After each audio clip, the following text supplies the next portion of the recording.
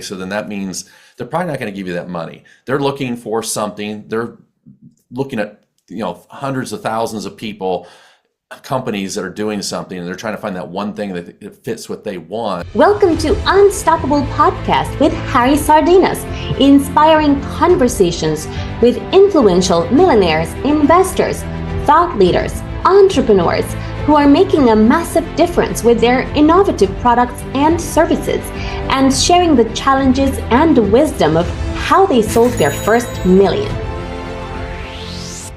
The truth is that when you have the startup, you depend on the client. If you don't have a client, you don't have a business. Right. You're 100% dependent on the client.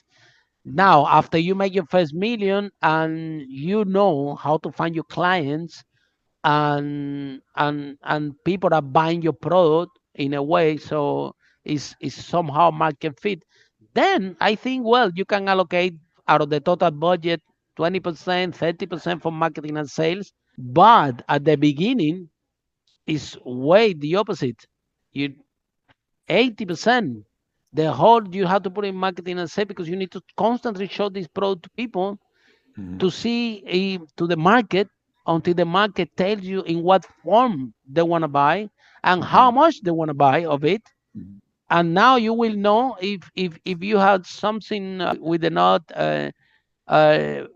market size that you can scale.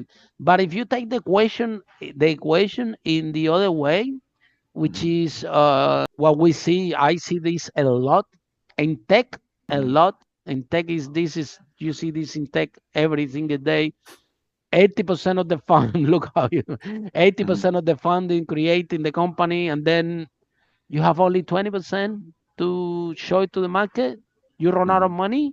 How are you gonna find finance? Who gonna fund? No, he said no. The VCs, they are, they don't want to give us money. The angel investors want to give us money. No way that they're gonna give you money because they saw what you just did with the money that you have. You put it all in the product.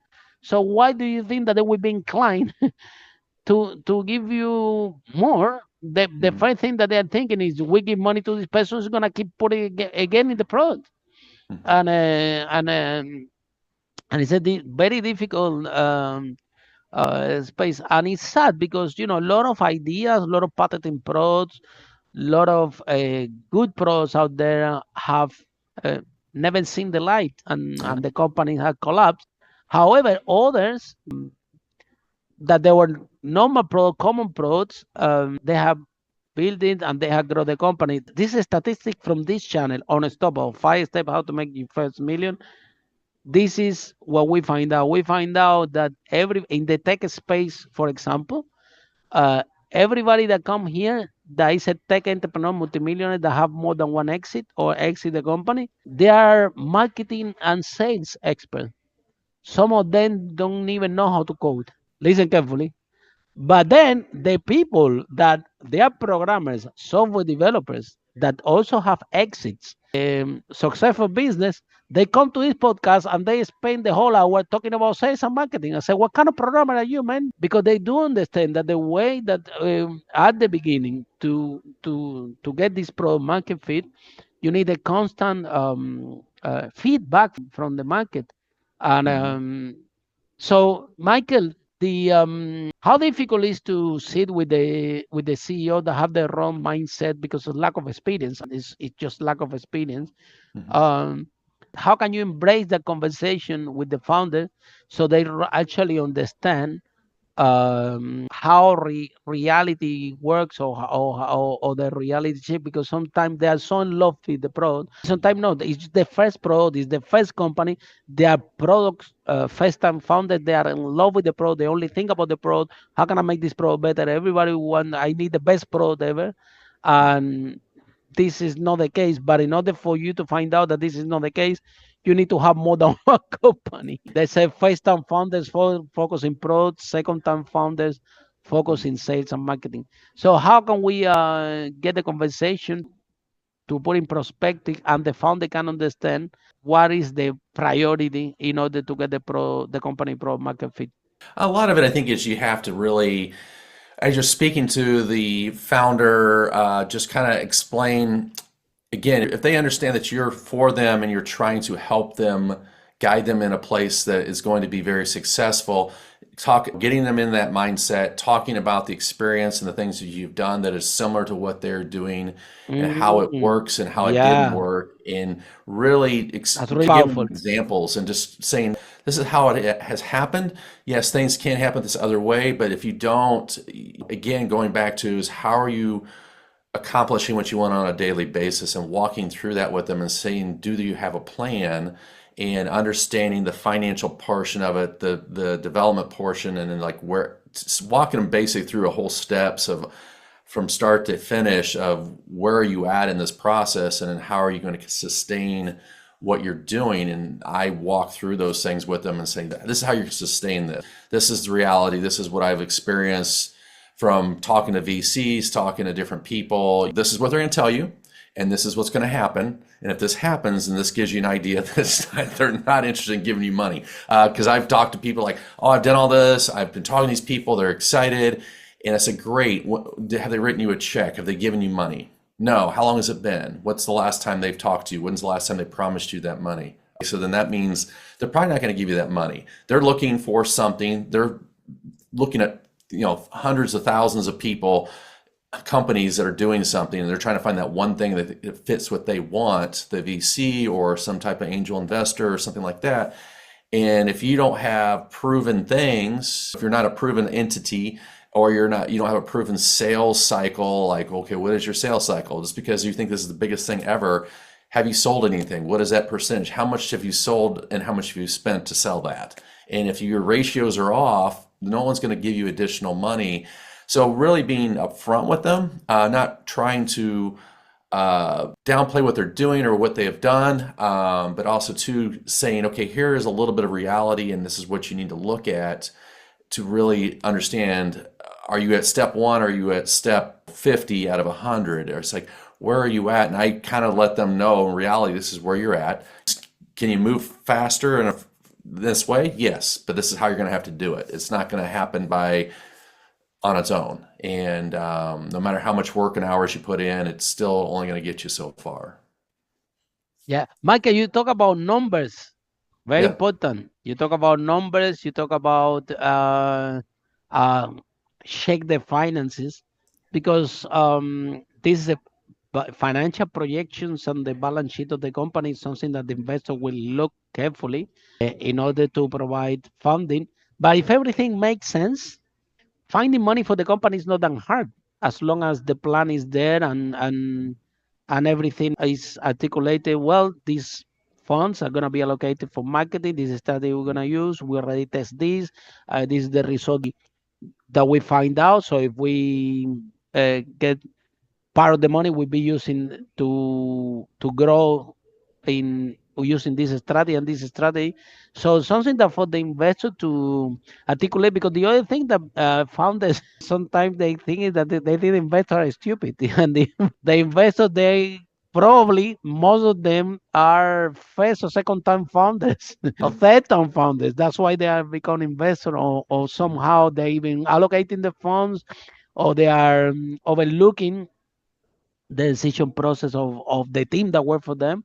But someone down the line knows about business, and if you show a financial projection that is just a fluff, sooner or later is gonna it's not gonna work. So what are the key things that entrepreneurs should be looking at in order to create a solid financial projection that is attractive for investors? I think they have to, I mean, so an owner, founder, trying to seek out investors is really having a proven product. You just need to start showing numbers that show that it is increasing, because if you come in there and you say, I've been doing this, investor will say, well, how long have you been doing this? How long have you been creating this idea? If they're saying, oh, it's only in a year and I've generated this much money in the short time. Or they say, well, I've been doing this for over 5 years and I've generated very little money and a lot more expenses. And like, okay, that doesn't seem like you might be right on the edge of succeeding, but then other people are not going to have the appetite to say, okay, I'm going to invest money into your organization. And a lot of it is they're going to ask you what your burn rate is, how much, and that is how much are you spending a day to do what you're doing as a company. What are you, if you're providing a service, a product, or whatever, and someone's going to ask you, an investor's going to say, how much are you going through on a daily basis? How much money are you spending on this idea? And then they're going to look at that and say, okay, in order for me to make my money back or take a risk, I need to see something that's more than what you have, because right now you're spending more than you make. And I've seen that with companies where you have 3 founders and they are taking very healthy paychecks home and there's nothing left, and it's driving the business into the ground. And then they're like, but we're in debt. And then they're hoping to sell it for 3 times the amount. And it's like, there's no takers, because people are looking at us like, but there's nothing there.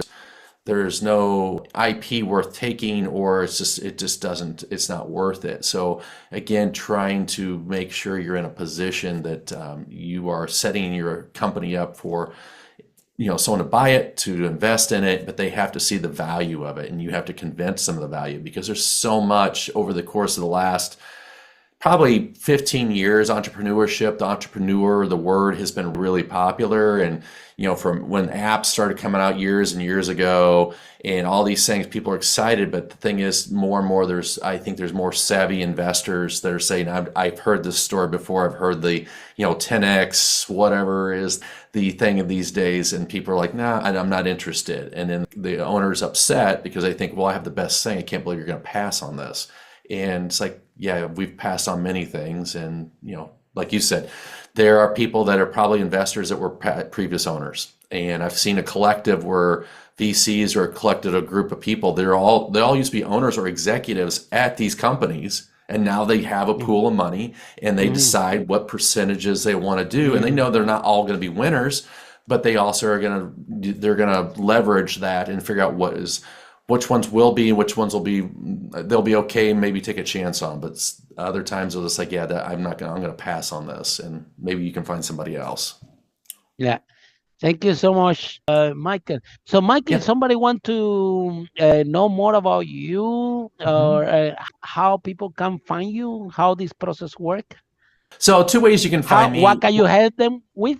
Yeah, so 2 ways you can find me and how I can help you is you can reach out to me on LinkedIn. That's always a spot where I'm at all the time. I'm posting stuff, blog posts, and doing other videos and things like that out there, just kind of talking about the things we talked about today, about just the process, procedures, the finances.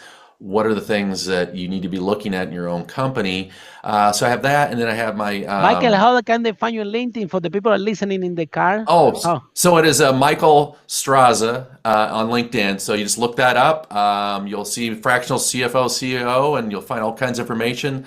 Website is consultstraza.com or strazaconsulting.com. You can go to that, and there's a place you can fill out your information and say, please contact me. Here's what I'm looking for help for, and then I will reach out to you as soon as possible. Thank you so much, Michael. And with that note, see you guys in our next episode of Unstoppable, how brave entrepreneurs like Michael break the wall and achieve the first million. Bye for now. Follow us for more interviews with world's most influential, audacious entrepreneurs that overcame challenges and adversity, providing you with the blueprint of how they sold their first million so you can grow your business exponentially.